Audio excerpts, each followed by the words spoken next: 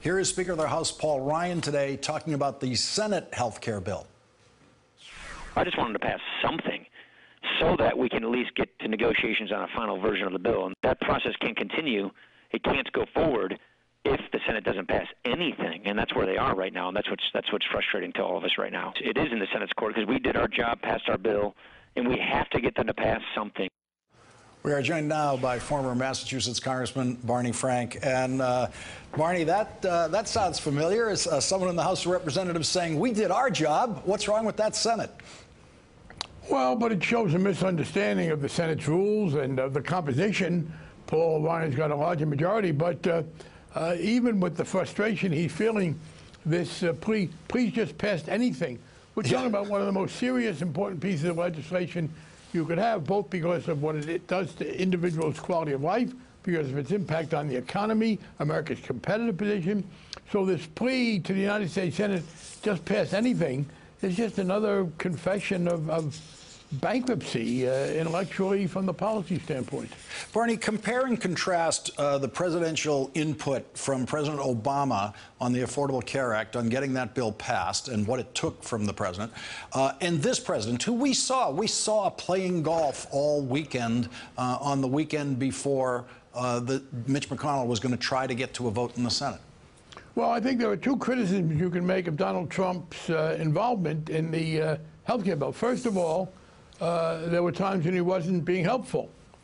Secondly, there were times when he was trying to be helpful. I'm not sure which one did more damage. Right. Calling the House bill mean, first of all, you noted, I mean, I've never seen anybody, what he says has a shelf life of about an hour. The man will say something, he'll write it down, and an hour later he acts as if he never said it. It's totally repudiated. But I can tell you about health care and also about the financial reform bill. The president personally and his administration officials at his direction were very much involved. I remember going to the White House at one point to talk about financial reform, and the president pulled me over because I'd raised some question about the health care bill. He knew as much about it as anybody. Two, he understood the politics of the place. He was much more involved, and yeah, he could do it. The interesting thing about Trump, there's another contrast that I think is important, Lawrence, that'll be familiar to you, and that's Donald Trump and Ronald Reagan. Trump is complaining he gets no Democrats. Reagan got a lot of Democrats. I wish he hadn't. I got to Congress with Reagan coming to the White House. The Reagan program, a very radical one, a very drastic one, passed because he had a lot of Democrats. He worked at it personally, and also because Reagan retained a popularity. One of the striking things, and Trump is right, he gets no Democratic votes. It's interesting, there were Democrats from states, somewhat more conservative states, that voted for him. Indiana, Missouri, West Virginia, Montana, North Dakota. They're not afraid of Donald Trump, those Democratic senators, because they know more than he knows, and they know what the people want. So, as I said, I think that, yeah, Trump has not been involved, but it's not, I think they're better off when he's not involved.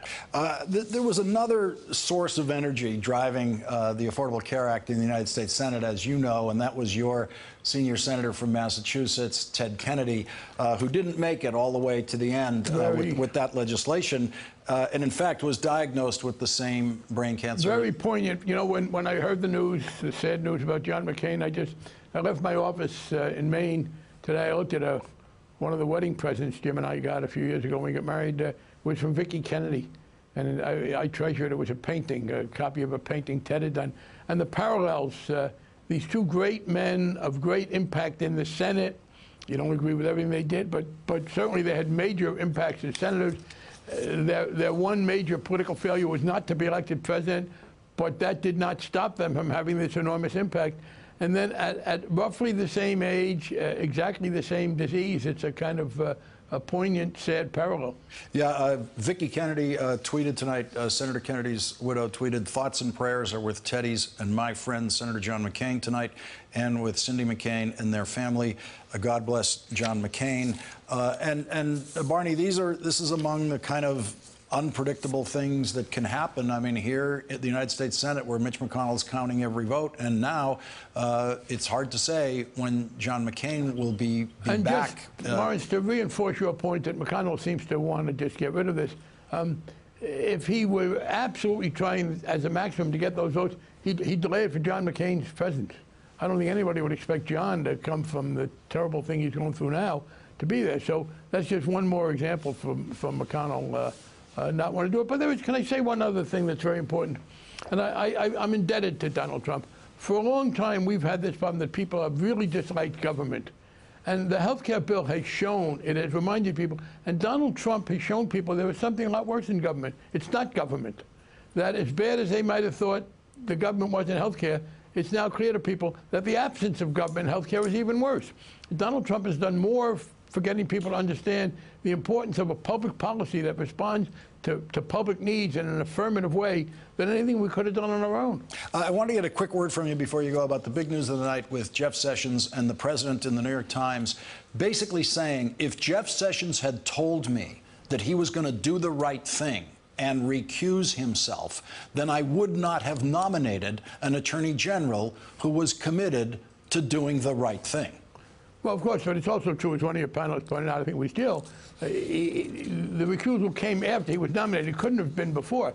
But this has become farce. I wish, you had great show business experience and how you show politics in a good way. I just wish somebody, Alec Baldwin has done this great Trump.